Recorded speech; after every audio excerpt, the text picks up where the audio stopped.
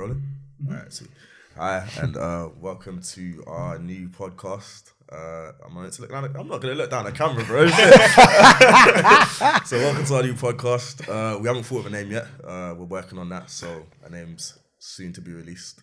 But yeah, let's just talk about the background of the podcast. Jazz is sitting over there, but I'm sitting by myself, so I guess I'm going to do the intro. Let's talk about why we actually wanted to start the podcast, and that was essentially just a series of conversations that I had with Jazz, wanting to talk about the industry as a whole, but really trying to shine a very specific light on it, and just trying to get to the truth of people's stories behind the stardom and the fame and the successes, and really just trying to understand people's journey and how they got to where they are in the most authentic way possible. The introduction will get better, but obviously it's our first one. You know what? Let me not talk too much. We have our first guest with us, and hopefully you enjoy this journey as we're going along it. Jonathan. Hello. What you saying? I'm good. How are you? Good, man. It's good to have you here. Good. Thanks for having me. I feel like I should give you a better introduction than that. So I'm going to say about how I first was introduced to you. I was introduced to you through your work, actually. Initially through Jazz. He talked to me a lot about the Brother Size, and I'd heard about the play. These times I didn't really have enough money to be going to watch plays, so I wasn't able to see it, unfortunately. But I heard amazing things, really rave reviews. Had close friends that really fucked with you as well, and then I finally saw I saw you in action. I got to see like a sort of early edit of Noughts and Crosses as a Yoruba man. As a Yoruba man, they were asking me to come and like consult on some of the Yoruba and that. And I saw your work and I was just like, this is Jonathan. And I remember I DM'd you, like I didn't know you at the time, I didn't met you or whatever, but I remember how much just that performance resonated with me, and I was just like, I have to reach out to this guy. It was so touching. Like, yeah, man, it came from the heart, bro. Thank you, from bro. the heart. Appreciate it. I think Last Tree was just coming out. Yeah, I think we'd done like our press stuff a bit, but it was coming soon. I actually think I'd just come out of the cinema. Oh, you said that. You said that in the voice note when you messaged me. Let's not eat each other asses. Yeah, that's how I was introduced to you, man. And I thought this guy, the show hadn't come out, but I was just like, this guy, when the show comes out, like, people are really gonna know. And that was an amazing performance as well. Man. I know people really fucked with that, Thank man. you, man. Appreciate it. And Brother Size, when I saw Brother Size, man, I was like, Moses, all of our friend Moses, he was raving about, obviously he's our brother at the time, and he's raving about this guy, this Jonathan guy from Lambda. And I'm like, yeah, cool. Do you know, like, obviously I didn't go to drama school, so that kind of whole world is not really a part of my world. I saw Brother Size and I was just blown away, man. I love Anthony Walsh. I thought Chope was obviously a fantastic actor as well. But I just thought your light was just shining differently in that play, man. Thank you. And look, we've spoken about it before, obviously, prior to this, but like, everything about it, I was like, yeah, man, that guy's cool. And then fast forward like a year, he ended up coming to Go Hub. And I remember I was curious, because this is an interesting space to navigate. And, coming off the jobs you had done at that point, I think that was just before you were starting to play at the National. I remember the first time you were starting rehearsals like a month or two after the first time you came. And you was just amazing, man. In that space as well, just completely humble, just completely like ready to work and generous with your thoughts and feedback, and in ensuring that other people are sort of getting better and learning from your observation as well. I was just like, yeah, man, that's a good guy. And then obviously getting to know you over time, you just sort of proving to be that top bloke, mate. Do you know what I mean? Vibes, like, do you know what I mean? Cheers, man. I'm going to do loads of shy smiling throughout this, just so you guys we're know. doing right now, bro. But, it's the first one, it's bound to happen. yeah, man. We're very honoured to have you here, man. Thank you. Likewise, I'm honoured to be here, man. I admire both of you guys as well. And that first Go Hub workshop, like, I thrive in those kinds of spaces. And not even so much like as an actor, but I thrive on the give and take of someone will do a scene, and the only part that is like not working so much is the entrance, and then it's like 5 people like, yo, maybe try that. and it's like everyone's like throwing their hat in the ring and going, yo, let's make this work together, and it's collaboration. Like, you know, that's even why I chose the representation I have for the fact that they collaborate. Collaboration is like, if I can be in an environment where people are collaborating, I'm in heaven. Yeah. Do you know what I mean? Which is why I love Go Urban, why I keep on coming back, and I love having these chats. Do you know what I mean? It's so important. Yeah. We always, we was thinking about it earlier about a question to sort of open up each podcast with that we can ask to actors. So we've decided on, I think it's going to be this, what would you define as a successful career in this industry?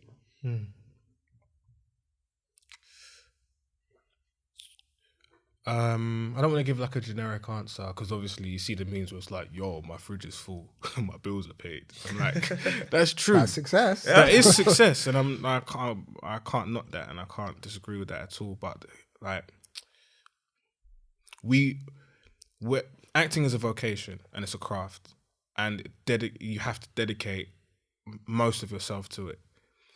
And working is few and far between, no matter how good things are going.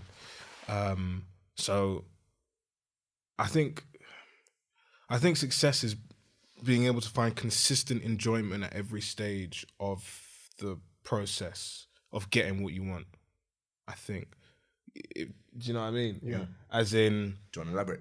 Yeah, as in... okay, you'll go through a period of time where you're not really getting recalls, but you're auditioning. Find the joy there. Because you're still an actor and you're working.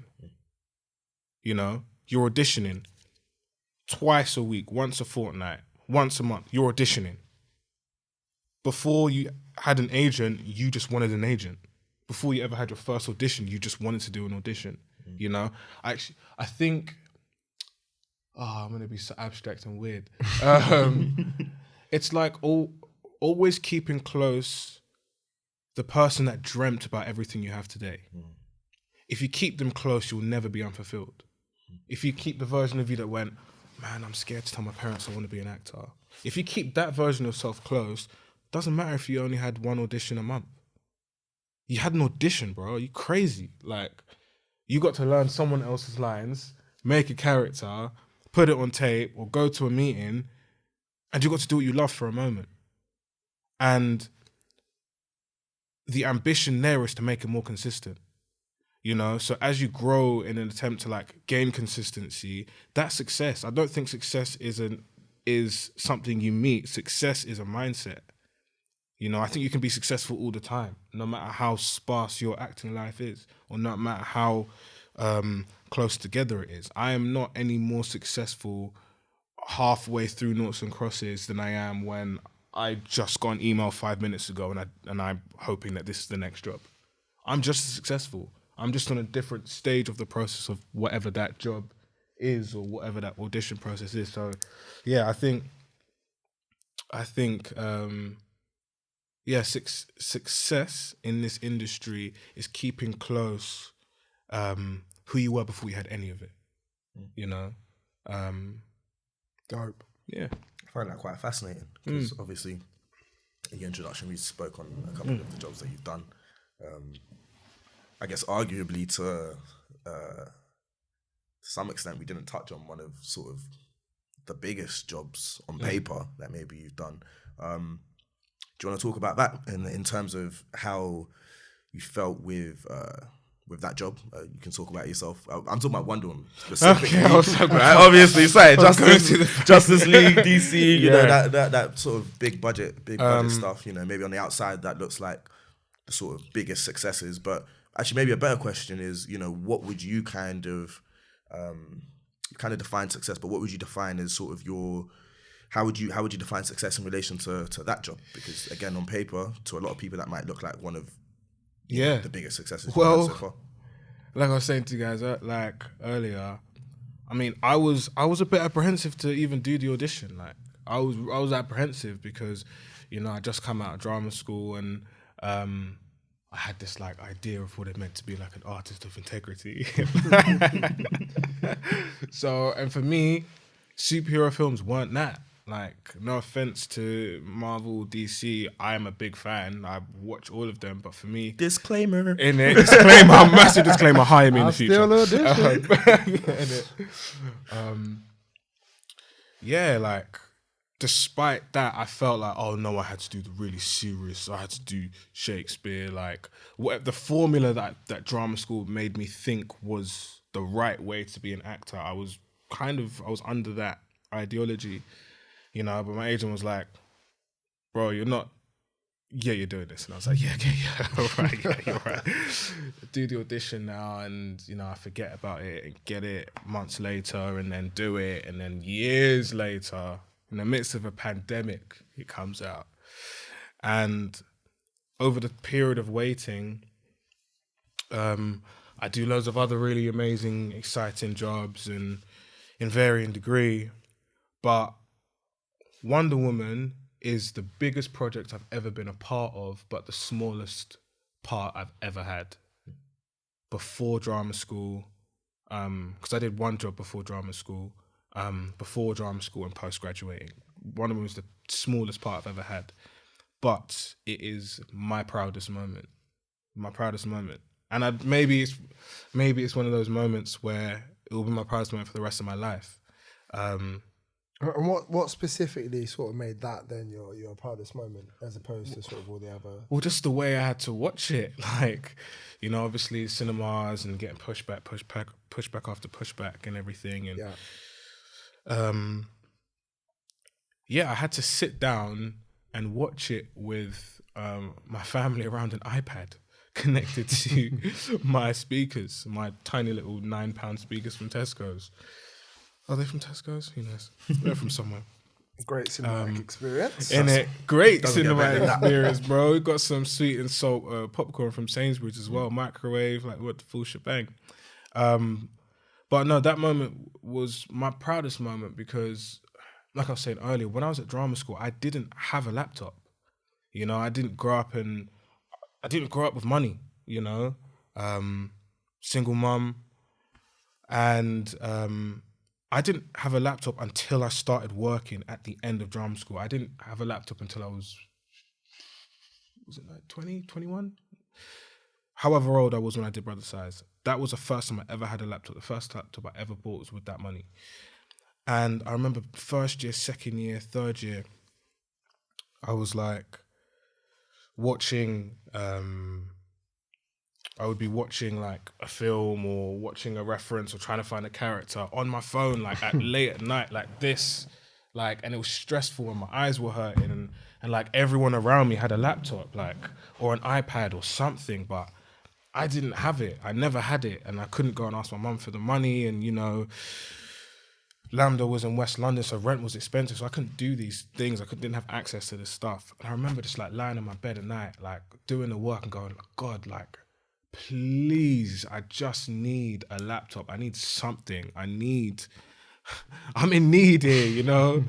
And I had to wait and eventually got the laptop and all of that. So we get to watching Wonder Woman, you know, and I'm like, okay, cool, I'm gonna connect my laptop, my first ever laptop that I paid for myself, connect HDMI to the TV. When I sit there, I'm gonna watch it. HDMI is not working, so I can't use the laptop. And I'm like, oh crap, what do I do? And we had to watch it on the iPad, like I said earlier. And in that moment of setting it up to the iPad and connected to the Bluetooth and sticking it on a chair and all of us like huddling around it and like trying not to be in the way of the small screen, I remembered that prayer I prayed all those years ago. I remember like going, God, please, I'm in need here. And I've reached a height that I never thought I'd ever reach in my life. I'm in a Hollywood movie and I had lines with Pedro Pascal and I was directed by Patty Jenkins and Gal Gadot and Chris Pine were in front of my very eyes, and like, yet I'm watching this on an iPad connected to a speaker on a chair. What the hell is going on? And then having that memory of me lying in my room in first year, the full perspective came in that moment. I'm like, oh my, like I don't need everything I have ever wanted in my life, I have in this moment. Everything, you know. My twin sister, she lives in Berlin, so she wasn't able to watch it with us. But I had most of my family around watching this film, even though it was an unorthodox way of watching it. And I was in a job and just seeing the gratitude and the joy in my mum's face, and like watching my little sister experience this, and like having that personal memory. I was like, I don't think it gets any better than this. Even if I was a lead in Wonder Woman, I don't think it would have made a difference. I don't think it would have made a difference, man. Like, I come out in the scene and I'm like, hey, sorry, I had like a job interview somewhere else and I'm here. And my mum and my sister were like, oh, wow, my goodness, it's just top hair. Like, I don't get called Jonathan at home, innit? That's... but like the excitement and the joy, like I was caught by it. And that to me was success. And I've been a lead in a TV show, and I've been a lead in a indie, and I've been nominated here and there and everything, but it was the quiet, private moment with my family, watching something that was a small part in an unorthodox manner that broke my heart. It broke my heart in the best way. I was tears of joy. You know, my mum even went on to say how much Wonder Woman meant to her as a young girl, you know, growing up in the 70s. Like, you know, there was Superman and Batman and Bioman and this superhero and that. But all the girls, they had Wonder Woman, you know? And then they showed, I don't want to get a name wrong, Lynn Carter, I think is the original Wonder Woman of the 70s. She comes out at the end of the film, my mum just started crying. And I was like, oh, man. Why? Oh, that's no, you know? And she was like, I don't think you understand what it means that my childhood hero and my son are in the same movie together. And like, she said that, and I was like, stop it. You're going to make me cry now, bro. Please. You know? That's incredible, man. Let's speak about that a bit as well, because as I mentioned, I suppose a lot of the conversations we had around sort of like even doing a podcast or having these sort of conversations with people in the first place are sort of centered around, I suppose, obviously being actors, but trying to always have like a real strong emphasis on like the person you are outside of the job that you do. So it's obviously everyone's got a great commitment to craft and wanting to get better and have all these aspirations for their career. But I think it's so easy, particularly in this industry, for people to sort of lose sight of what life means outside of the industry. It can be quite all-consuming. So I think that's a big part of our personal friendship. But a lot of the professional talks that we have are all about like how to protect that, and also I suppose how to open up space and conversation where other people are thinking about navigating the industry in a very similar way. So we're not just sort of getting loads of fucking actors who don't talk about anything other than acting constantly and like have no real relationship to yourself or others. That was a big reason why I think, again, from some of the personal conversations you and I have had, and I think I'd be really interested to know, for a lot of people, you've had that ideal start to acting. Top drama school. A lot of people don't know that you did a foundation before you went to Lambda. Got the hoodie on representing right now. Art said, solid old Art said. Purely by accident, it's just my favourite jumper right now. But I respect it. But anyway, so you go, so from an outside perspective, you're looking at people saying, Lambda. Yeah. Before you even graduate, you sign top agent. Then you're working at the Young Vic out the gate. Young Vic, National Theatre, Noughts and Crosses, Wonder Woman, Drifters, all of these things. It's like the fastest start you could possibly hope to have going that route into the industry. So for you and sort of where you're at, and you talking about how you define success now and how you're sort of thinking about things, how similar is it to maybe a year, 2 years ago when you was in the midst of all of that stuff going your way, and I suppose feeling like you're on this incredible ascension into the industry? It's completely different, man. It's completely different. I think I have the same ambition. Like, I have the same tenacity and drive. But, man, the way I used to view all of this stuff was so self-destructive. And yeah, man, I sprinted out of the gate and I said, here I am, and you can't take me off this course. Like, and I still feel that way. But perspective within it is so important. And I am a person before I'm an actor. I'm a son before I'm an actor. I'm a brother before I'm an actor. I'm a cousin. I'm a grandson. I'm a friend. I'm a child of God before any of this stuff, you know? And I lost sight of all of that. I lost sight of every single aspect of who I was apart from the acting. And that led me to making some pretty bad decisions and things that it's taken me years to kind of like recover from or get over or like kind of heal from. And in that, it made me look back on perspective of what I wanted when I was at drama school, how I acted when I got it, and how I dealt with the aftermath of each job. Because I love Lambda. I'm so glad I went there. I would not change that for the world. I feel like they prepared me to be an actor and they prepared me to have the career I wanted, but I don't think I was equipped to deal with it mentally. Because I'm sure all drama schools or all training institutions are the same, where it's like, you got to give people the realness about this industry, which is like, yo, it's not going to work a lot of the time. And you feel like you had that or you didn't have that? We had a lot of, it's going to take a long time. It's not going to happen. So when it happened quickly, I didn't know what to do. I knew how to do the jobs, but I didn't know how to deal with suddenly, like I was a loner in school, you know? Suddenly bare clout chasers were around me and I started taking them as like friends. Yeah. I had bare acting friends and bare actor gangs and like, yo, this is my clique, man. Like all That's that a very drama school rubbish. thing. Yeah, it's rubbish. It's all rubbish because it's not real. It's not real. They don't know your birthday. They don't know your mum's name. They're not your friends. Like, they're your colleagues and you can have fun with them, you know? Like, yeah, I made so many relationships deeper than they were. And when I found myself in need, genuinely in need, those people weren't there. They weren't able to be there because they had an audition. They weren't there because they were on a job. Or they weren't there because they didn't know enough of me to even be able to give me advice if they were there, you know?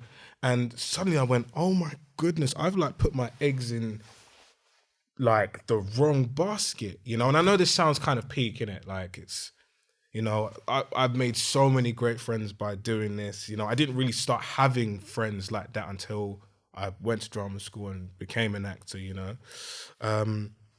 So there's a balance with it here, but I allowed my identity to be built on the fact that people admired me, as opposed to, I've done this job, but maybe we met after the show and like had a genuine connection and I really like you and I want to like see where this connection goes. But everything was revolved around the job I've done or the auditions I'm doing or, yo, I'm helping this person with their self-tapes and like, it's all this like weird cliquey stuff that doesn't help. Yeah. You know? And it took me a long time to realize that the important relationships are the ones that aren't based on your credits. And the ones that aren't based on, you know, who you could be, you know? Because what if I turn around tomorrow and say, yo, man, I'm not an actor. Are you gonna be my friend still? Do you still want to have anything to do with me? You know, like, you know, and I wasn't thinking about it that way. You know, like I have some day one friends from like before I was even 16. Who are also actors, and they're my brothers, do you know what I mean? But we have a relationship that transcends this work, it transcends this world, you know? We all were dreaming about drama school and chilling at Sam French, you know, back in the day before it closed down, shout out Samuel French, man, bring it back, man. Bring it back, for real. Before all of this stuff happened, and like, yeah, man, I feel like I've just like gone in the maddest. No, I get it. But if you could maybe like talk us through, because I suppose you start there, like brother size, all of these things. At what point then were you, I suppose, forced, or did you start to recognize what was the sort of the catalyst for that change in perspective or thought about all of these things in your life and your viewpoint of yourself and the industry? Okay. Noughts and crosses. Cool. Fam. I like rap music. I listen to all those lyrics. That's so enigmatic, isn't it? I like rap music. I was thinking, can't get spirit in the room. Like, I like rap music. But no, I listen to that music a lot, and you know, I've taken a lot of those lyrics in, and you know, there's an element to me that wants to live that lifestyle. You know, man. Jet setting, fast cars, you know, all the girls, all that stuff, you know, there's an element to me that wants that. And I got that. I got it. Like, less than 3 months after I graduated from drama school, I was in the business class lounge on the way to South Africa to do a 12-hour flight, knowing I was going to make more money than I've ever seen in my entire life. But I wasn't happy. I wasn't happy. I didn't know why I was acting. I didn't know why I was an actor. I had no clue. I'd just gone through 3 years of drama school, reached like what I hoped to be the first of many pinnacles in my life. And I didn't know why I was doing it. I had no idea why I was an actor. Like, if someone had asked me why are you acting? Like, what? I would have stammered, been tongue-tied, and probably said, I like rap music or something. And I really had to do that, like, private soul searching. I really had to do that private soul searching whilst I was on the biggest job I've ever done. And I couldn't believe it. I remember listening to, what's that, Dave and Fredo, At This Age, How Are the Men Still Hating? Young boy in a different country. I went, oh my God, I'm a young boy in a different country. Yo, snap, what the hell? I was like, oh my gosh, I'm literally living the lyrics of songs. Like, what the hell? Bruh. And I didn't know why I was doing it. And that made me really sad. As much as I had all the fun and everything, I was really sad. I was like, wow, I've wanted to do this for so long and I don't know why I'm doing it. And I'm a Christian. And I really that's my guiding light in this world. So I'm reading my Bible out there a lot, and I stumbled across this scripture, Isaiah 61, and it says, the Spirit of the Lord God has anointed me to preach good tidings to the poor, to give this, I'm just going to be a paraphrase, but to give the garment of praise for the spirit of heaviness, to console those who mourn, to comfort those who mourn in Zion, to set the captives free. And I went, that's it. That's why I'm doing it. You know, because everything I do in my life, like I want to glorify God in everything I do. I want to make my mum proud. Like, there's more than this, you know. A lot of the things acquired in our industry are so material, you know. And I think if we're striving for a lot of this material stuff, it will kill us, man. It will, you know. It's not only Hollywood A-listers that lose their lives to this. It's drama school students, it's graduates. It's like, you know, Excuse me. You know, so when I stumbled across that script, I'd never seen that scripture in my whole life either, you know. So it felt very like, oh, I'm searching and I found. You know, and it just reconnected me to the fact that, yes, you can be in business class and yes, you can be doing all these amazing jobs, but you know what? I'm in South Africa, but the person doing a one-person show in Edinburgh Fringe that has 3 people in the audience, if one person's life is changed in Edinburgh and no one's life is changed by us doing a whatever thousands, millions budget Noughts and Crosses was, they've done it in Edinburgh. They've done it in the one-man show. They've done it. Like, they've achieved the purpose of this thing, which is to teach people, to be a mirror, to set people free from their pain and their trauma. Like another really proud moment that shifts my perspective was Brother Size. Like, sometimes after a show, like, someone will come up to me and they're like literally like trembling and like tears and snot, like, after the show. And they're going, I haven't spoken to my sibling for the last 7 years. I just spoke to them. I went, oh my, I didn't realize this. It's bigger than you. You know? Yeah. And it's like all of these moments that I'm just so grateful that have reminded me that, no, this is bigger than you, innit? It's bigger than you. It's bigger than you. It's bigger than you. It set me on this journey of like kind of setting my heart posture to one of humility, you know? So that no matter what the job, big or small, no matter where you are on the call sheet, no matter how many lines you have to say, if you have a humble heart towards it, if you have a heart of service in this thing, then you just go and you do your job and you cut. You know, before, back in the day, I wasn't able to do my job and cut. I'd do my job and I'd be sitting around there catting for the attention. You know? It's easy to do when you're as talented as you are, bro. You know, but I was going around, I was like, you know, where are the girls at, man? Where's the parties at? Where's all of these things at, you know, that I'm trying to fulfill myself with? Surely the job should have fulfilled me. Surely this play that I said in the interview, oh man, I got to page 9 and I was bawling my eyes out. I have to. When actors are drunk, they will tell you every single reason in the world why acting is the most important job, right? But when you're in the midst of the job, I see it all around me. It's so hard to connect to those very reasons. It's so difficult. I am speaking of myself, I'm not judging other people, but I know myself, you know. If I'm waved, I'm like, yeah, man, acting, you know, just helps people so much, man. Oh my gosh. I'm on a job, fam, and I'm like, I've done this amazing play that has helped people, and I'm not thinking about that. You know, I'm thinking about what can I gain from this? What producer was in? What all of this stuff that just leads you to be on a trajectory that is ultimately going to let you down. You know, because I don't think acting can love you back as much as you love it. And that's something I've had to learn the hard way, you know, like it won't love you back. Like there's always going to be something newer. There's always going to be something sexier. There's always going to be a bigger job. You always could have had more lines. You always could have had more screen time. There always could have been more. What? And if you base yourself in the more you could have had, you'll never be content with who you actually are. That's powerful. And that messed me up, bro. It messed me up. You know? It's something I feel like we tend to touch on quite a lot when myself and Jazz talk about it in terms of, to me it sounds a lot like what you're talking about is fulfillment. And I think through my personal experience, I'd be interested to know what you feel about this actually. I'm not sure if you've ever really shared your opinion on it, but I always feel, I don't know, you have. It's more like how like the best part of like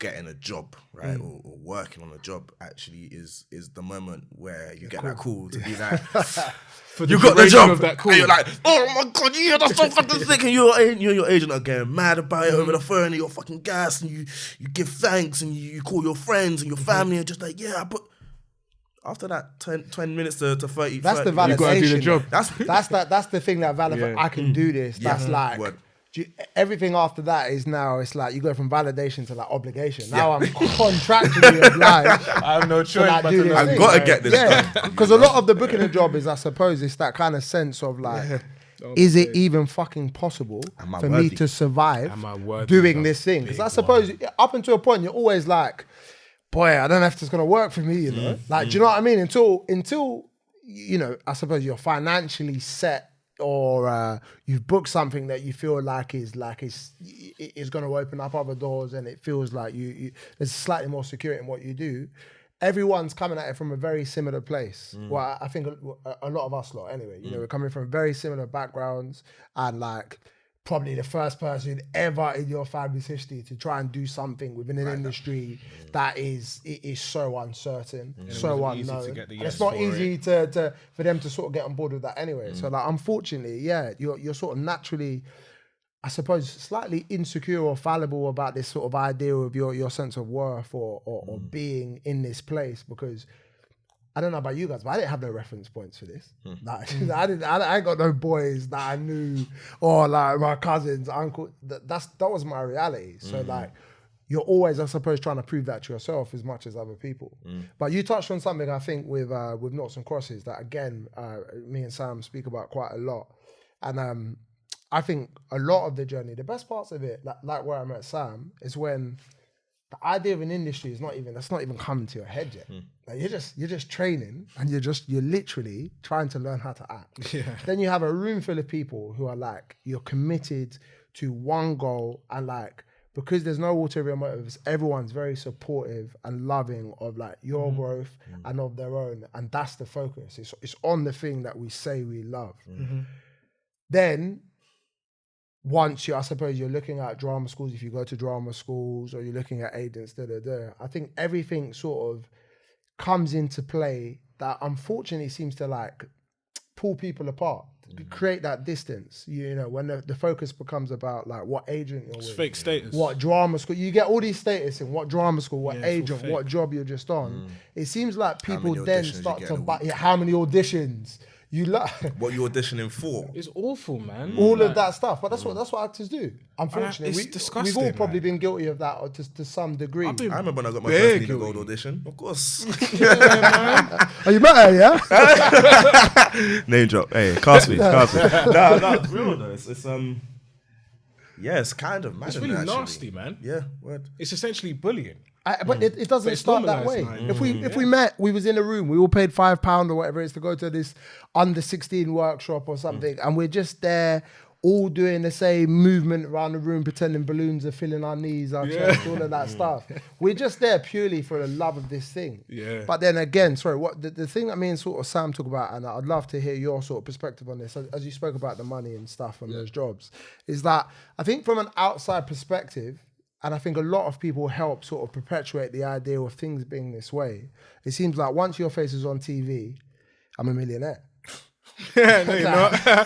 Watch face on TV, you're paying tax. Yeah. But you know, there's that whole thing, and I think it's difficult in this day and age. I think with social media and this whole idea of like celebrating your wins, there's a fine balance, because I think some people really encourage this idea of like celebrity and stardom and help sort of create this distance between actors of all levels that I think sometimes is not obviously good for people's mental health, but doesn't really shine an honest light on the reality of sort of living through it. So the money aspect of it, but also like how you navigate sort of sharing your wins and successes with a wider audience. How have you found that journey for yourself? I'll start with my like, I guess in my private life, like when Noughts and Crosses audition came through, one of the guys who was in third year when I was in first year, I remember for some reason I was just convinced I was not right for Noughts and Crosses. I was just convinced it was never going to happen. One of my friends had started reading this book, The Intent to Live by Larry Moss, incredible book. So I was talking to him about how nervous I was, and he was like, let's do some work now. And I'm like, bro, no, I don't want to do any work. But we do some improvs and stuff, and basically we're just hanging out and just kind of like acting for the love of it. He's graduated 2 years. I'm still, I'm just trying it. Like, we were having fun. We weren't worried. We were laughing, and he was pretending to be a drill sergeant in my corridor, so I was laughing my ass off, but then it manifested into a job, like it bore fruit, all glory to God. And like, I remember he was one of the first people I called, and I said, bro, like, I don't even know if you remember us doing this, but thank you, man. He's like, what are you talking about? I was like, bro, I'm doing Noughts and Crosses. He was like, what? Oh my gosh. Now, I think those moments, those are the gold moments, like we literally just said, right? Yeah. Those are the gold moments, but it's like to give back what was given to you, because attention, care, and energy was given to me in preparation for something I was genuinely afraid of. Yeah. And it came out, there was a win, and sharing it with him and telling him like, yo, you're part of this success. One, the burden kind of came off my shoulders. And I went, oh no, if I can do this in my corridor with my friend, I can do this in South Africa on set. Like, and that's that thing. I think gratitude allows you to kind of be demystified by the size of the mountain and go, oh no, I can climb it. Like I can literally see the footholds. I can climb this, But when you're like so like tunnel vision about this job, you can't see, strategy can't form, like you can't prepare, you can't have a clear mind about anything. And I think it's the same when the job is done, when it comes out, when you're on TV, I went for a coffee with one of my friends from secondary school. And we did drama together in secondary school, and like we were talking. It was a day North Cross was coming out. We'd had the premiere, but this was the day. It was the 5th of March, and like I remember tweeting, about today.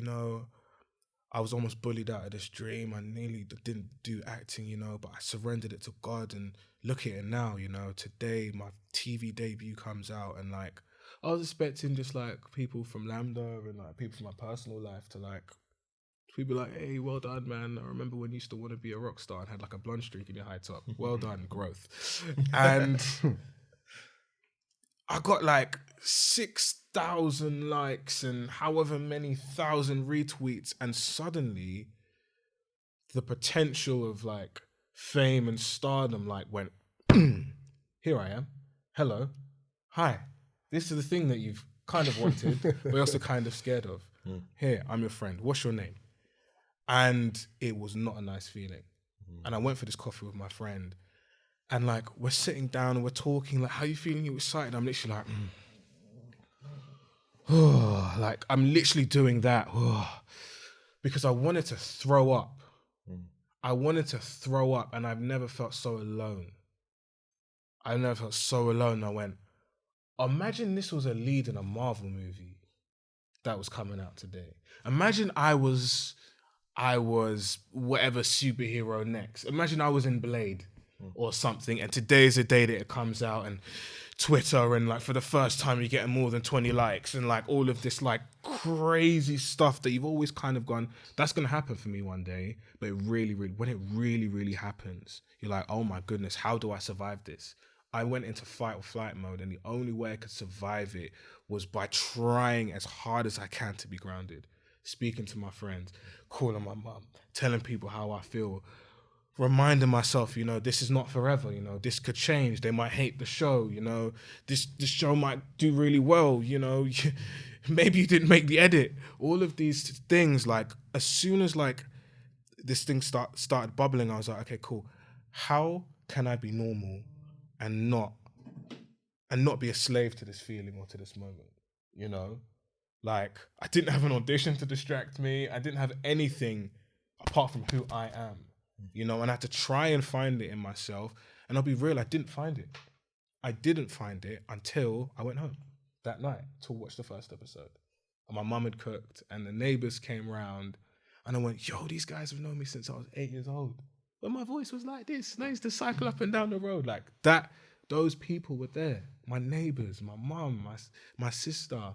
Again, my twin sister, she lives in Berlin, so she wasn't able to be with us there, but I sent her a link. But it's the people that know, again, I'm just going to keep on coming back to it. It's the life you lived when this was a pipe dream that helps you to vibe it when the pipe dream becomes your reality. That's what I found. It's always keeping that kid close. Like, I had an audition on Monday, and it was in the room, and I was like, oh my gosh, this is amazing. Went in, and I saw and met this actor, and I don't know if you would want me to say his name, so I'm not going to, but we hadn't seen each other for a couple of years, and we spoke on the phone later that evening, and we were just talking kind of about this stuff, and I was like, bro, like I've changed so much, and I don't know whether it's like why I've changed. And he was like, no, but he's slightly older, this actor, and he was like, you're always gonna change, and like I've changed, but I think I'm the same kid, which is really important in our industry. And I went, oh my gosh, it's so true. Like, this industry is gonna throw new things at you 24/7, and you kind of want it to. That's why we're here. I didn't become an actor to not act. Like, I came here to do it, and to do it to a standard that I believe I can achieve. But in that, I need to keep the kid close who didn't know if my family was going to say yes. Like, as soon as I forget about that guy, I then do what I did over the last couple of years, which was get sucked into like a lot of relationships that weren't great for me, or not even not great for me, relationships that were based on my career, or started chasing clout. And instead of going, no, like, a very genuine, honest, and humble passion brought me here. And now I'm making it something else. Now it's like this, like, more life culture, you know, the DJ Khaled lifestyle, you know, I became like that. And I think it doesn't do you any good. And like, always booked, always busy. You know what I mean? It's like always booked, always busy. I had 5 auditions this week. You know what I mean? And I booked all of them. No, you didn't. And if you did, what are you doing? Share the secret. In it. I'll be very vulnerable right now. Everything I chased, I've had the worst imposter syndrome throughout all of it. All of it. All of it. The only job I didn't have imposter syndrome for was Brother Size. And that's the first one. And that was the first one. That was before I knew what any of this industry was like. And from that moment, this unattainable version of myself like entered the room, and I was like, I can't be you. I'm not good enough. I can't. What? I didn't even want to be this. You know. I think it's easy, and I can imagine, especially with your start, to sort of buy into the hype of it. That it will never end, and it's like, and then your expectation of, if I book this job now, then imagine the job I have. That's the easiest thing to do because it feels linear. Bro, it's not true. It's not true, but I suppose for someone like yourself, you feel like, for me, it's different because the way you started was different. Yeah, exactly. You know, there's going to be kids going into first year drum school now, black kids who, like, in terms of drum school successes, they're like, I want to be like, hey, listen, I want to start at the Young Vic, then I'm going to lead a TV show, then do national, then do one. Do you know what I mean? That's going to be like, wow. So I think for you to sort of shed light, and like, again, we really appreciate you sort of being here and sharing all of this stuff with us, because I think that it would be so easy for you to sit back, not ever sort of have to face any of this stuff publicly, at least, and just be and rest on your laurels of the jobs you've been on, and allow that distance between yourself and an actor who may be just starting out today to feel a million miles apart. But I think it's really lovely to kind of hear from your experience after those things, after those successes, how human and relatable this is, really, no matter what stage you are in your career. Because I think it always feels like, I'll be happy when I get my first TV job. Then I'll be happy when I lead this TV job. That it's all, that goalpost just constantly changes. And we did a Q&A. GoHub did a Q&A with Carmel Cochran last week, which was dope. Big shout out to her. But she was talking about having that same sort of imposter syndrome in the industry, and I was saying, I just think it's so similar because it's what a lot of actors go through too. Yeah, man. So like, dope to hear you talk about that. I also kind of think that's something that is not taught or prepared for in drama school. I mean, like, I guess I don't know. I think maybe I've always had this and always been an element to me that's kind of felt like maybe I don't deserve, or people are gonna find out the truth eventually. I remember at the end of second year of drama school, for the first time, and I think the only time in drama school, all of my reports weren't about my acting. You know, they were about my confidence. And like, on the outside, I'm a confident guy. Like, you know, I think I'm a pretty witty guy, and I can make a joke, and I find it easy to talk to strangers. You know, but my confidence was like non-existent. You know, and like. Hold on. Don't get emotional, Jonathan. Hey, bro, let it all out, man. Yeah, here, bro. Obviously on camera, though, innit? So like, don't be moist. I'm joking. I'm joking. No, I was about to give him the close-up, the single tear crying. Hey, Finn, zoom that camera in, Finn. You know, it's like, I don't even know where I'm going with this. It's just, I think in that insecurity, I allowed the seductiveness of like, yo, bro, you're amazing, or yo, bro, you changed my life, or yo, man, like, I saw this, man, here's a recall, or you've got a certain agent, or you're working and the person who said that you were crap when you were in first year isn't working. Like, all of these things, like, they seduce you when they remove yourself from how you're really feeling. And just because you're not living with how you're really feeling, it doesn't mean those real feelings aren't there. Yeah, for sure. And I spent years neglecting my real feelings. And, you know, things have slowed down, you know, pandemic and everything. And, but pandemic has not been great for anybody. But the silver lining of the pandemic is that I've had to slow down. And I've had to kind of become introspective and look at who I was and like what I was trying to be, and deal with that side of myself which thinks I'm crap and that I don't deserve any of this, and sooner or later someone is really gonna find out, or my agents are gonna like watch a string of self-tapes and go, oh, that's not who we signed, drop him, you know? Like these like very, very real fears and insecurities are like every day, 24/7. And if I'm living for other things, fake things that aren't combating them or filling me with fulfillment, then these feelings and thoughts are going to kill me. And there's only so far you can go ignoring your trauma or your pain, like, you know. And like I said earlier, I'm a Christian, and, you know, a big part of the shift in mindset was me kind of humbling myself before God and remembering that everything I prayed for. And like, I had to get down on my knees and cry out to God for this. This wasn't, I'm going to be an actor, and then, bap, you're an actor. It was 2 years of trying to get into drama school. It was navigating mental health crisis after crisis. It was, you know, dealing with relationships. It was making mistakes. It was being in school and feeling like dumb, like being a dumb black boy who didn't know what Shakespeare was. And it was dealing with real stuff. But the industry will make you forget who you are. And that's the thing I hate about this industry. It will make you forget who you are. And it's the only person you can bring to this is who you are. You know? So if I start, perfect example.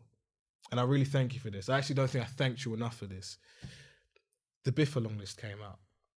And you like replied to my story, and I was like, yo, bro, just trying to join the leagues. And you said, you already are. And I went, oh my God, yeah, I am. I am already the leagues. This Biffa doesn't change me. It doesn't change who I am. I'm not suddenly more amazing. Like my name's not suddenly spelled all capitals because I have a Biffa. Like, do you know what I'm saying? Like, you know, and it's all those moments. That's why I like value you, and I value you. And like, we've just met today, but I value you too, man, bro. But I value those relationships that aren't based on clout or credit or career or any of that stuff, because they got to know you have self-worth, you know? Like, you can find it in yourself. You are the answer, you know? Even if, like, people don't have the same belief system as me, like, I have friends who aren't Christians who say, why don't you just pray? And I'm like, yeah, cool, I'm going to pray, you know? Or friends that will pray for me, you know? Or, like, I can always connect back to a source that is bigger than myself and a source where I get my fulfillment from, you know? And I always think about the Bible verse, what does it gain a man? What does it profit a man to gain his soul? Kai. What does it profit a man to gain it? To gain the world but lose his soul. I wasn't even going to try this. I was like, that's deep. We'll edit that in post. We'll edit in post. What was that Bible verse? Yeah, it was actually... No, word though. Word, yeah, bro. man, what does it profit a man to gain the world and lose his soul, man? And nothing. Absolutely nothing. I have only been in a worse place mentally and as myself by trying to chase certain things. I've only been in a worse place for it. And it wasn't until I went, okay, I'm going to stop going to gay images parties because I don't need gay images. I can edit pictures better. Throw it in my way, bro. You know what I'm you know?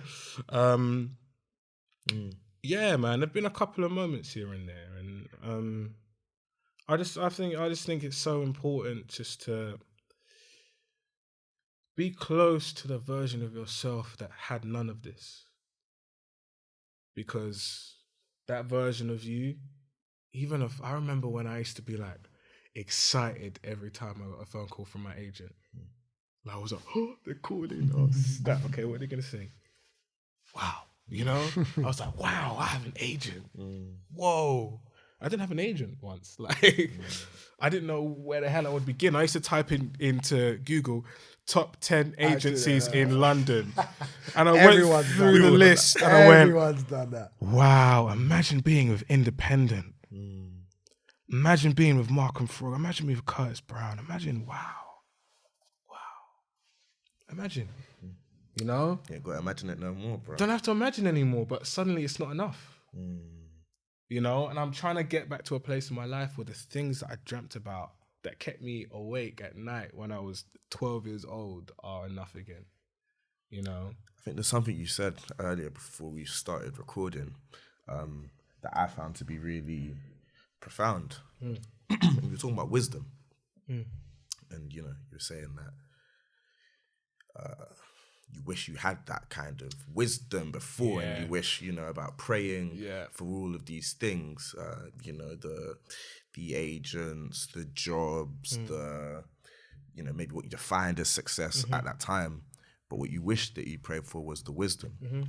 I think another thing you just said now is, you know, you didn't really gain anything from achieving all these things, but I think I'd just like to remind you, and you know, of the fact that you gained wisdom in this, bro. 100%. To be where you are now, you know, you would have had to, you've had to experience what you've experienced, and I think that's what I think the biggest takeaway for me is from just watching your journey, because I guess I would have, I mean, I'm a bit older than you, whatever, but like I would have looked at someone like you, like when I was younger as well, and been like, that's probably a journey I'd want to go to really good like drama school and stuff, and do all this stuff. But at the end of the day, your journey is like, it's yours. Do you know what I mean? And it's unique to you. And for you to be where you're at now and to be making the kind of realizations that you're making, and to be consciously trying to make the changes you're making, you might not have been there if you've gone through it a completely different way. Do you know what I mean? So like sometimes you have to kind of go through the trenches and go through the dirt to be able to finally like, I don't know if I don't even know if what we're talking about is seeing the light. Do you know what I mean? It's just your perspective, it's just and it's your journey. Do you know what I mean? Yeah. What I would say though as well is I think it'd only be right to sort of talk about because I suppose you're both sort of navigating a similar territory. I mean, even the Watch and Noughts was made by almost the identical team. Same guy, Do you know what I mean? And I remember before the last tree, we bumped into each other randomly in Shoreditch.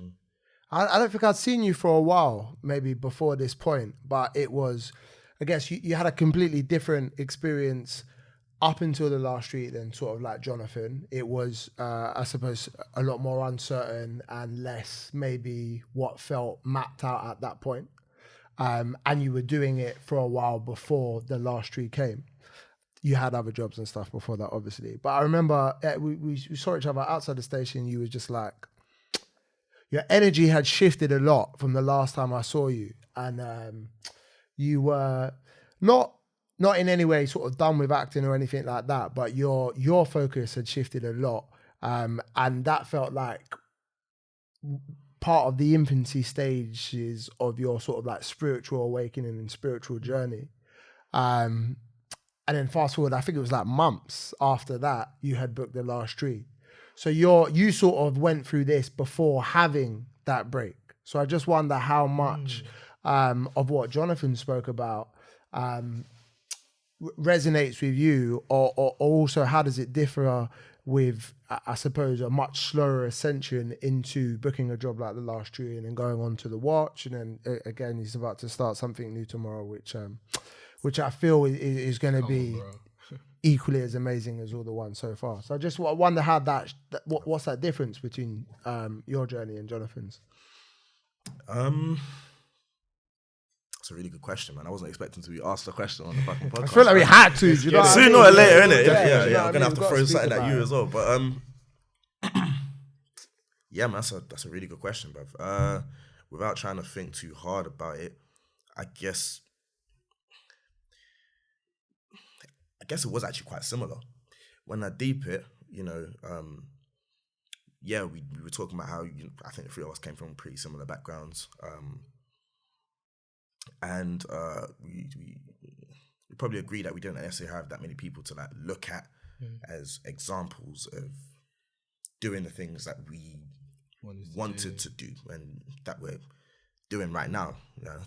Thankfully and thank God. But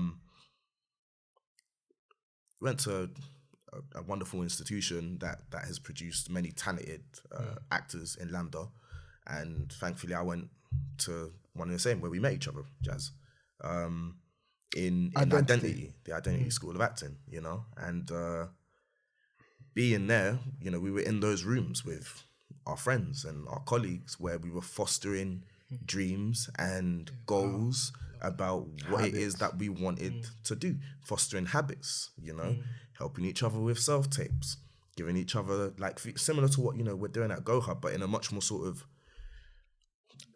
in a different sort of Infancies, scale. We were young. We didn't really know the industry at all, we didn't really know what to expect or what it would look like for us, But in those trenches, you were sharpening each other up. Do you know what I mean? Trenches for sure. That's the way to describe it. Bro, that was the trenches. The best time. But I loved it. I It's loved one of my it, favourite bro. The places in times the where I world. wasn't booking, I think, are like some of the most informative times of my career so far. Like but then also knowing that the steps that you're taking, the corridors that you're walking have led to others doing incredible things. History. But also in others that also like look like you.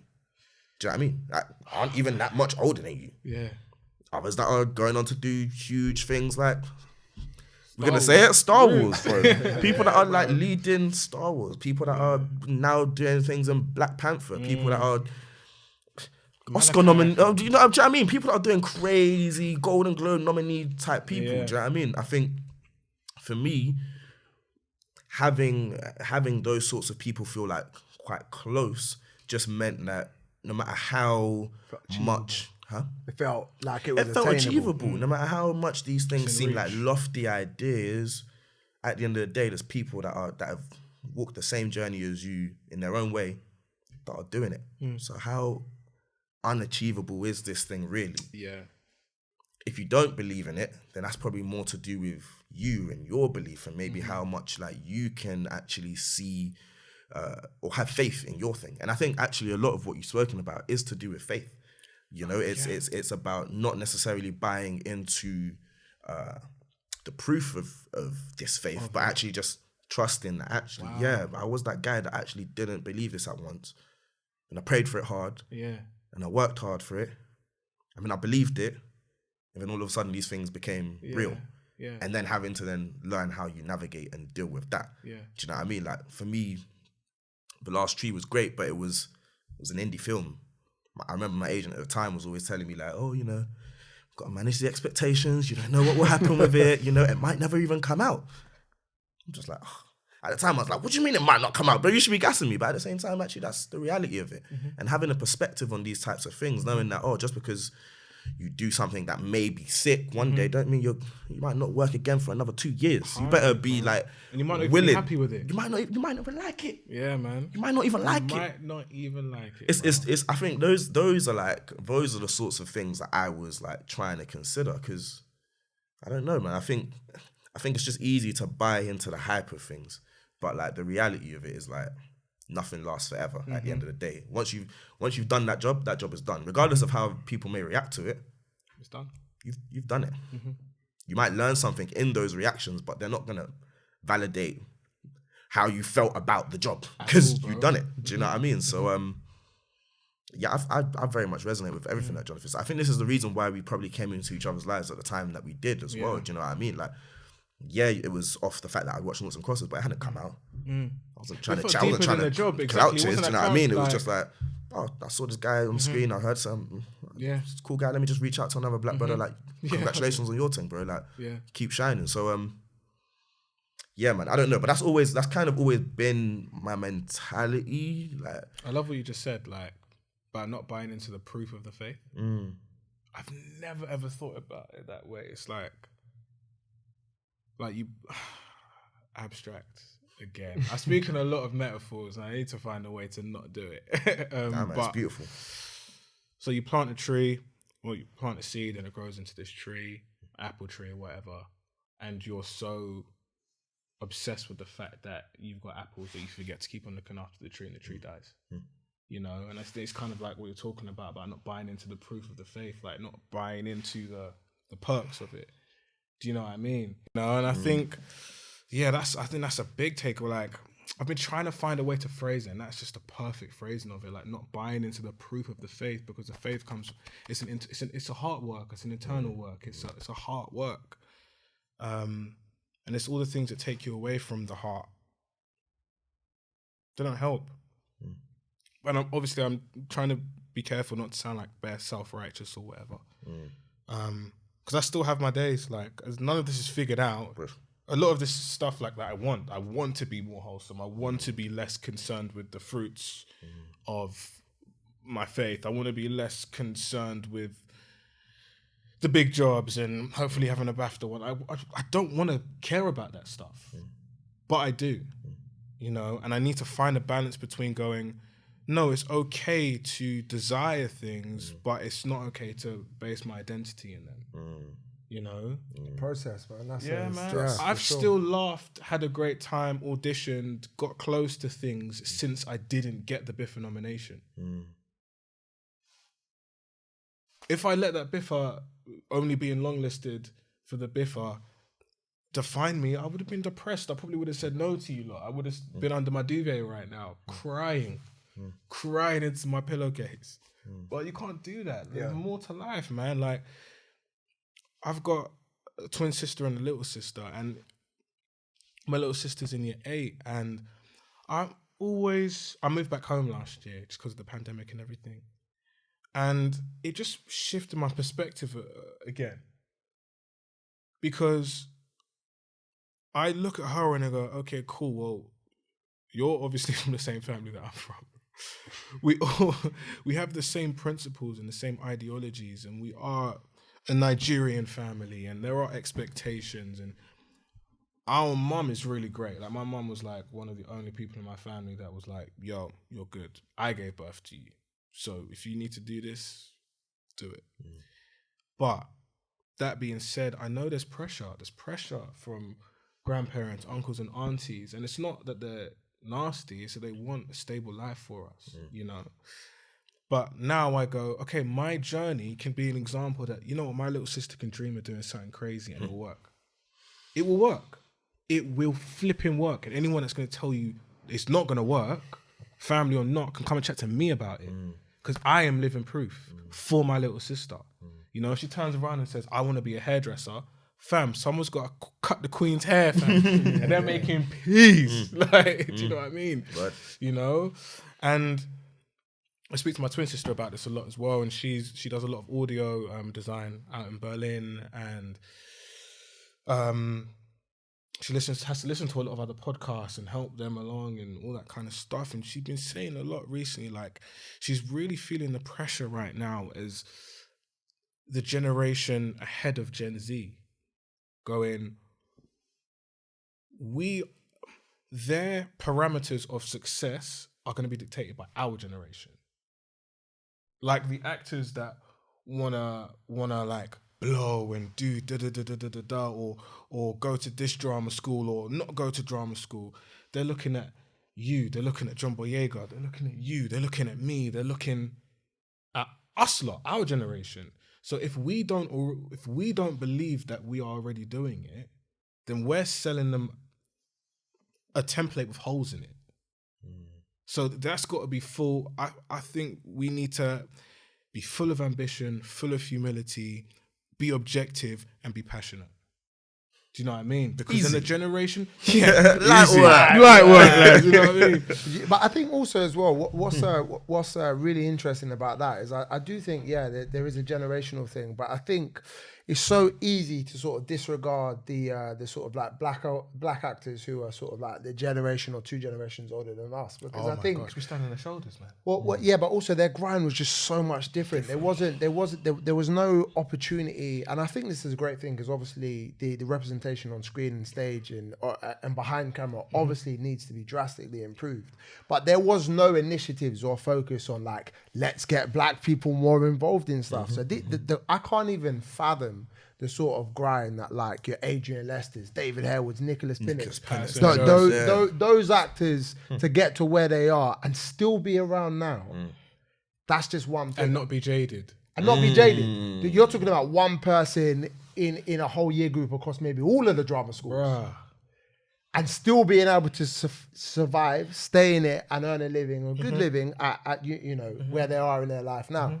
Whereas I think, so with those guys, they're kind of like, I think there's a real discipline and like gratitude of everything they've been through and where they're at, and like it being a bit of a surprise, as much as they might have believed in themselves or had all this ambition, you can't help but be fueled with gratitude because all of the obstacles you've had to overcome. There's no celebrity culture with those guys. What's happening now, I think, again, maybe because we're a little bit more susceptible to being on social media and all of that stuff, it's like I feel like there's a lot of actors, and thankfully I'm not around any, but I think from your experience in talking about the sort of crowd and I know Sam likewise, but from your experience, maybe the relationships that you start to shed, maybe not, there seems to be like that thing of like, I'm an actor, but I want to live like a rapper and present myself to the world in this kind of, I'm rich, icy baby, blue tick, this inaccessible, it's just this inaccessible, top, all the distance in the world. That just seems to be like growing in popularity. That like no shade, someone though, will meet you. There's a space for these people. I no say these shade people, whatsoever. That's again like pushing people out. I say that mainly because, and sorry to interrupt you. No. I say that because at the end of the day, these people, whoever they are or may not be, like they're probably just like us, bro. A lot of them probably came from a very similar background. Facts. And for them, doing what they're doing was also really difficult. And I'm trying to find a way of saying this to like not create this distance or separation. At the end of the day, like we're all like young, wherever we're from, do you know what I mean? Young people and probably haven't had a lot of money in our lives, and all of a sudden are starting to see some money, and adjusting to that is going to affect us in many different ways. Do you know what I mean? I haven't necessarily made that much money. I don't know what I'm going to be like if I ever make my first meal. Do you know what I mean? Who knows what that's going to be. What we're talking about is like, I think you've been extremely blessed with the jobs that like, that you're doing and have done. But we're talking about like any job and like recreating a narrative on it to create distance at every opportunity you can get. And I think as much as we all do come from a similar background, and that might be like our economic reality, we still have a blueprint of Nicholas Pinnock, of all of these people. That was a different time, but then after that, Daniel Kaluuya, Anthony Walsh, Harinza, all of these guys, how come they're just about craft? They're not on this like... I think they're in a sweet spot between Nicholas Pinnock and us. I think it's just artistry. It's craft first. It's craft over opportunity at all times. So it's gratitude for anything that comes, but also they're all extremely talented and committed to the work they do. They all make great work, and it always feels like it's about work and not the byproducts of work. So we have a lot of examples of people like this. So anyone who's, an actor aspiring or at any stage in your career, you have a lot of people who are at the top of the industry who sort of don't behave in that way. So I guess I'm not sure, as much as anyone can act how they want, there's no right or wrong way to do anything. But for all of the actors coming up from our background, especially if you're from there, how helpful is it for people's mental health or for your own mental health, for you to have to sort of maintain this image that you've created purely for yourself, or to make other people who maybe haven't even got their first agent yet, the thought of booking a job that pays actual money feels years away. How helpful is that distance to the community of actors that you have been birthed from? It's a good question, man. It's a good. It's By a the good mic, I would question. drop this mic right now. It's so No, it's a really good point, man. And I think maybe that's, you know, a part of the reason maybe why you're. Oh yeah, bro, go man. You have to clap After you press record. bro. So you know where it is on it. You won't know that unless it was on the sound, innit? Anyway. Back from the toilet break. We're good, yeah? We good? Technical difficulties back there. Feeling we good, yeah? That's what I got told. Alright, so hey bro, you're the Can't get professional. this stuff. So We picked up on that beautiful little hot mic drop there. moment. Yeah. That's a nice cardigan, by the way, bro. Thank you, man. I'm really glad you said that, man. You like it? Yeah. So we had that mic drop moment, right? And to me, what I heard and what you were saying was community. And a lot of what you've been saying as well, John, is about community. And, you know, you spoke about how you had maybe a certain sort of person or people around you that maybe didn't necessarily take you in for the whole of the person that you are, and maybe based a lot of your relationships maybe based off of what you were doing. And that's what I was going to say about what you're doing, Jazz, with GoHub, and creating a space for people that are in our industry, actors that are at varying, you know, degrees and levels of achievement or work, or just in their general journey and relation to the craft itself. And so I guess I just wanted to ask you in general, like, what do you feel the importance of community is in general when it comes to these sort of creative arts, and maybe also specifically within the acting industry? Because I'm someone that regularly comes to GoHub. I found a lot of value in it. I think a lot of people have found value in it throughout the 2020 year of the pandemic. Like, I feel like there's so much more to that year. Yeah. Especially with things like GoHub. But yeah, just like having started and running a community like that feels to me very supportive. Yeah, what do you feel like the importance of community is, and also in relation to, you know, everything that Jonathan's spoken about as well? Yeah, I think well, it's part of the reason, sort of like kind of how we're here today. Obviously, I knew you before, but I met Jonathan through GoHub, and our relationship sort of growing through that. So I think for one, you sort of find people that you're supposed to find on your journey, which is important. The people that fuel you, and it isn't about all the other like bullshit. It's just like you're finding people who, in a way, whether it's in the instant you meet them or as time goes on, are gonna sort of benefit you as a person from holding you accountable to something that's slightly more honest, and you being a better person, not getting caught up in buying into your own hype, and therefore sort of doing the same for you and allowing you to sort of grow and flourish in that way. But I think also, as Jonathan mentioned, and I think we've all sort of experienced to varying degrees, it is so easy to kind of be in this space, in this industry or whatever, and things to feel so surface level. Like, you'll bump into a person in the street. It happens all the time.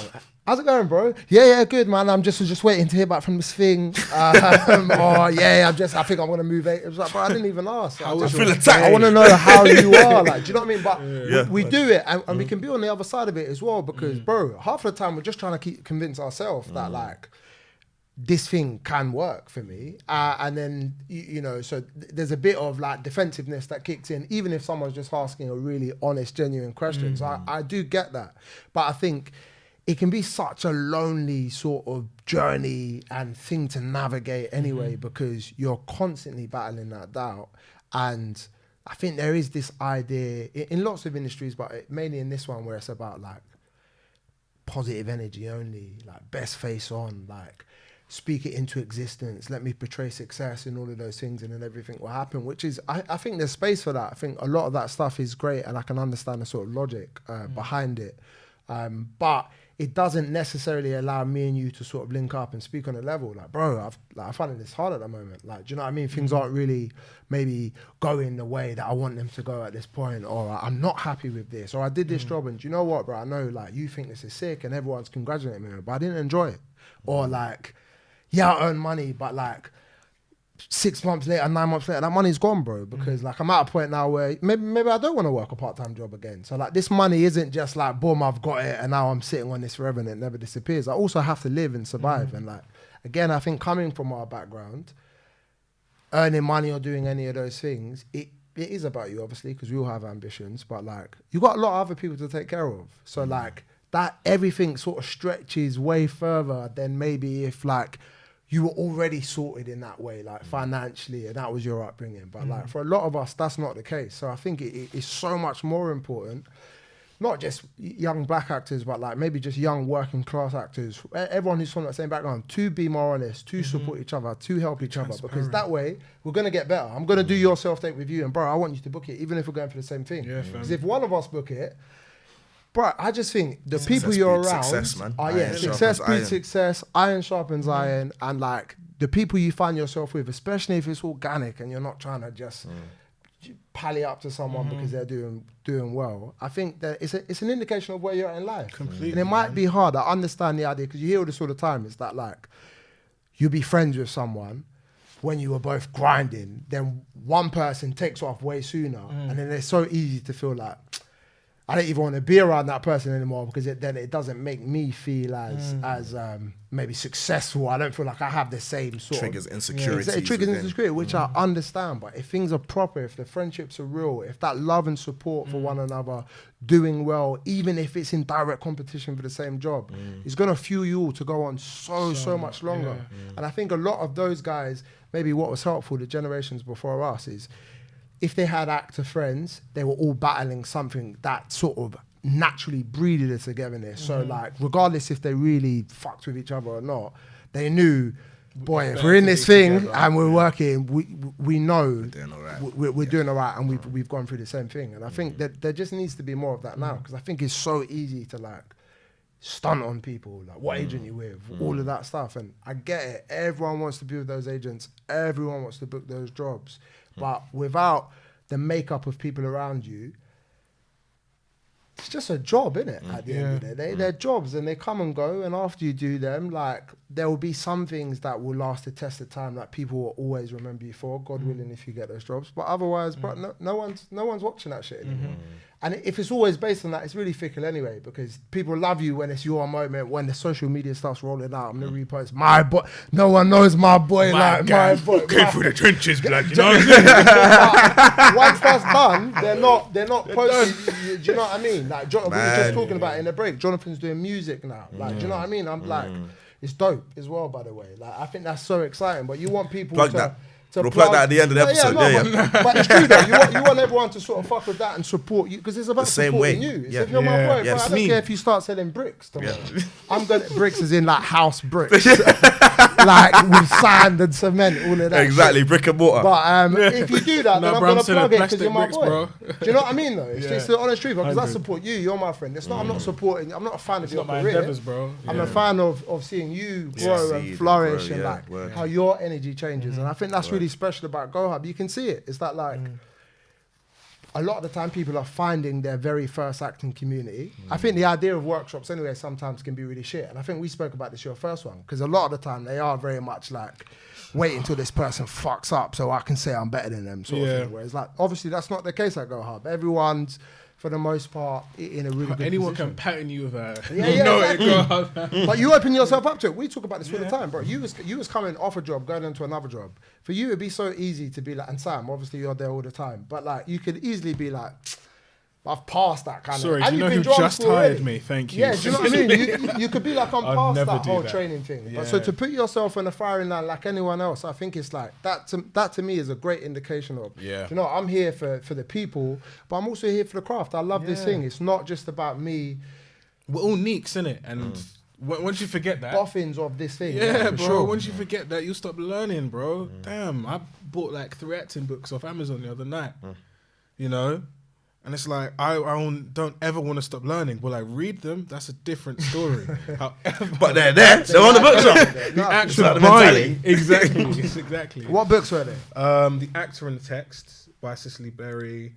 A Little Voice by Josh Whedon. I don't know if that's an acting, but I read something in the blurb and went, okay, I can really relate that. He's a director, And right? Just Sweden. I think so. Yeah, I think or a writer. And the Untethered Soul, that's more like spiritual stuff, just to read alongside my Bible, just to kind of inform my understanding of the scriptures.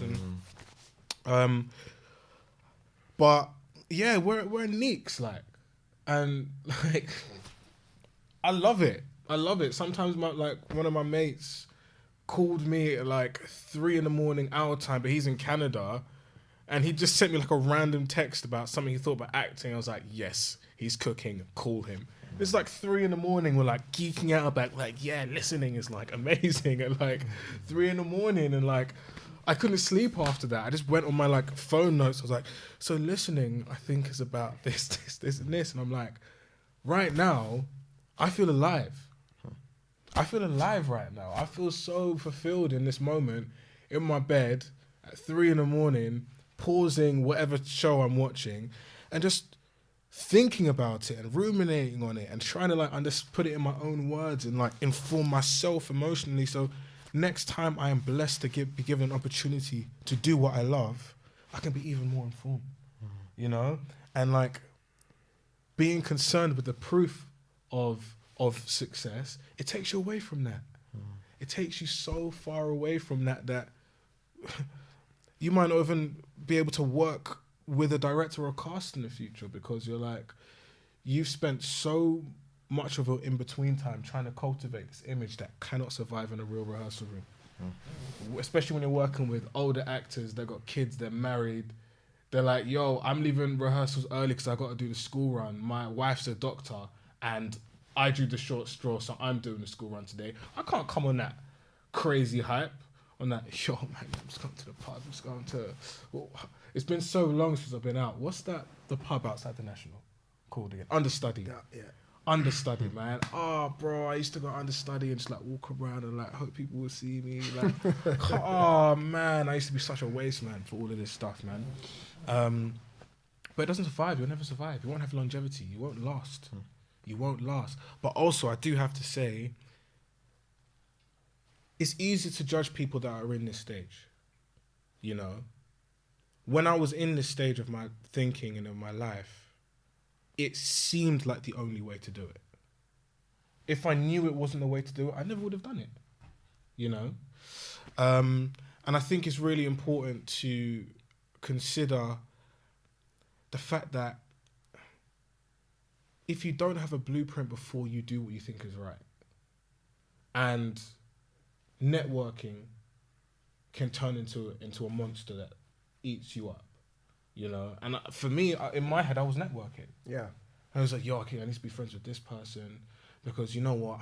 These people I usually tape with, they might book something soon, so I need to have a tape partner. You know, it's a business move. Like, it's, you know? Okay, cool. So I've done that. Oh, he booked something. I booked something. I booked something of taping with her. Oh, my goodness. Wow, we bear fruit together. Oh my goodness, this is amazing. Why would I stop doing this? And then suddenly the relationship is only about the successful times. But then the relationship break down when all of you guys are in, when you guys have to wait or you're in between jobs. Like, what do you talk about? Who are you? Who are you really? You know? I don't think it's like people are being malicious or people are so obsessed with fame that they're willing to like step on anybody to get there. I think it's a lot of us come into this really young, barely even knowing who we are. Like, I didn't know who I was when I went to drama school. I was 19, fam. Like, I didn't know who I was. Which is kind of crazy to think as well, that you want to act. We're kids, like. And not know who you are. Yeah, you know man. I mean? But that's you're right. That's sort of how everyone comes into it. So I kind of try to be gracious. I try to look back on the past years of my life graciously and go, listen, you were a kid, like you didn't know certain things, or you thought certain things were gonna yield certain results, or this, that, and the other. But I don't regret that time. I don't hate myself for that time, and I love everyone I've met over that time, and I'm still friends with all of them, you know. But what has shifted is just the perspective of it, you know. And I think your life doesn't have to change; it's just your perspective, because then you can navigate everything better. You're always growing and you're always changing as long as your perspective's always changing. Do you know what I mean? Exactly. For Exactly. sure. We're coming up to time, but I just wanted to finish. Well, one, thank you again for being here and sort of sharing everything with us today. But also, if you could just maybe share, like, what are the things now with sort of all of this insight you've gained over the last year that you do just quickly to keep yourself feeling whole and human and remembering who you are outside of the acting. And also, if you could give one piece of advice to yourself, maybe starting out at Lambda, what would that be? Okay. That's exactly what I was going to ask too. It's a great question, man. Okay, I'm going to start with what I do now. Things I do now to stay whole and fulfilled. I read my Bible and I pray a lot, and I'm really dedicated to my relationship with God. So yeah, I would say just connect to something that, you know, fills your spirit. Something that's immaterial. We all need it, you know. For some people who can't find that connection, I mean, find something, you know, that's bigger than the things that you can see around you. For me, that's God. What else do? I go for walks a lot. I love walking. I love it. I walk to the Thames daily, and I'll walk maybe a 2-hour journey alongside it, and then walk it back. And it's just, I just get outside and breathe, and I don't allow myself to go on my phone during the walk unless I have scheduled calls that I need to have. But usually put it in breast pocket of my jacket and just tell myself you're not allowed. Stay off it. The music as well, you're Yeah, saying? music. Yeah, I mean, I've always made music. I for me, my life, I was either, because I got into a songwriting BA, but I wanted to be an actor, so I waited and then became an actor. But do something creative that's outside of something that you're trying to live off. Yeah.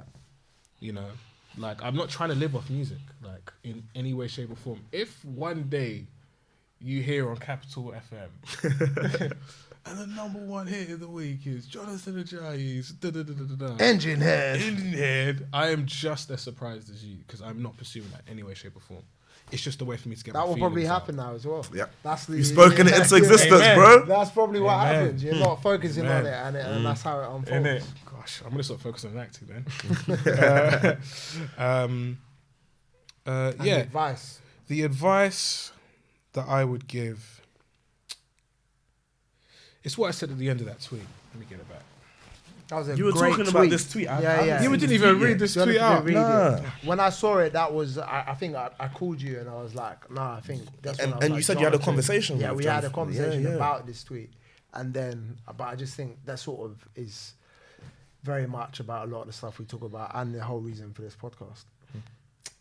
I had it saved in my phone. Still as need well. to come up with a name for the podcast, Yeah, bro. there's still no name. Is there going to be a name by the time we release it? There has to be, innit?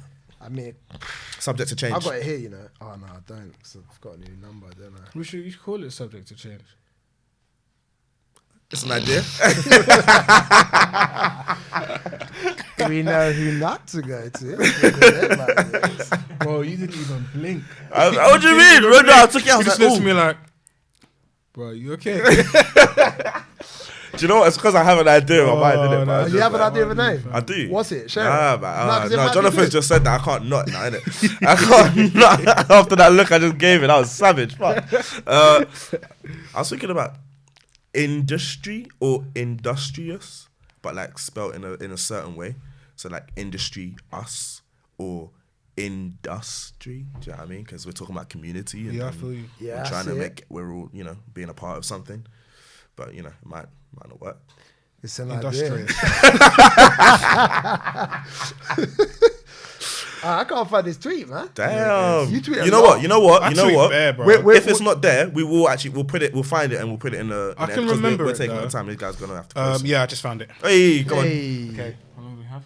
No, don't worry about Okay. that. We'll All right. Just a disclaimer. Well, not a disclaimer, but just I can't talk about this tweet without talking about the context. And it is just in memory of Luke Westlake, who was an arts ed student who sadly took his own life. And the Daily Mail posted a really insensitive article about the situation. He was in first year at Arts Ed when I was on my foundation course there, and we spoke a few times. I mean, we weren't. I'm not going to pretend that we were friends or anything, but he was a lovely guy, and people in his year cared about him a lot. And Christian Wall, Kyle Rowe at Just Add Milk, they set up a scholarship Great in guys. his honor, which is incredible, and it makes me think. I wonder if I'd gotten to know you, what kind of amazing person makes their friends honor you in that kind of way, you know? And I've read the Daily Mail article. I don't know how much of it is true, but something that came out from the article was that he was struggling to deal with going from being really busy and nabbing a lot of work straight out of drama school to being forced to slow down. Again, I do not know if it's true, so I'm not crediting that or giving that article any time of day. But I identify with that immediately because I left drama school like that, and I was working immediately, and I know how it feels when suddenly you go, wait, whoa, how do I do this? Who am I now that I'm not this guy who's sprinting? And it was really scary to see.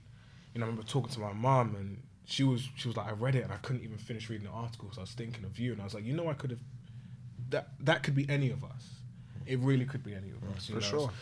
So it made me say, like, we need to support each other more in this industry by being honest. Success isn't as it seems, and neither is the grind. The only real thing is you going through it. Set your self-worth outside of acting.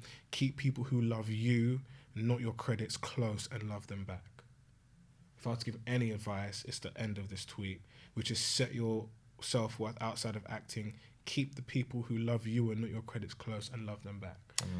That's it. That's the perfect way to end the first beautiful. podcast ever. That's beautiful. That's it. And again, thank you so much for being here, being so open, so vulnerable, so honest with us and anyone who watches this. Appreciate it, man. We did have one more thing. Gone. Rewind. Last thing, we have an idea for like a recurring question that we'd ask at the end of each episode. God willing, there's many episodes to come. And it's who would you like to see on this podcast? And whoever you say, you have to sort of be responsible or help in some way to try and get them on. I would like to see Christian Wall. Christian Wall, Just Add Milk, baby. Just Add Milk. The reason why I met him, like I said, when I was on my foundation course at Arts Ed, he was a first year actor who then went on to work in casting and agenting. And I'm really intrigued to see that journey of like exploring different sides of the table and being fulfilled on both sides. Because I think there's this whole idea that if you stop acting, once you stop acting, it's the end of the world. And that needs to be dispelled. Christian as well, just to add, I think we hopefully we'd be able to get you on, Christian. But he's my agent's assistant. So I speak to Christian daily, and I can tell he's super happy doing what he's doing. Yeah, it feels like I didn't know Christian as an actor, but I can't now imagine him doing anything else because he's so passionate and in love with the work he does. Yeah. So I think it would be great for someone who trained. I know someone who told me he trained with him at Arts Ed, and I was like, well, Christian, I didn't even know he was an actor because he's so legend, passionate about what he does.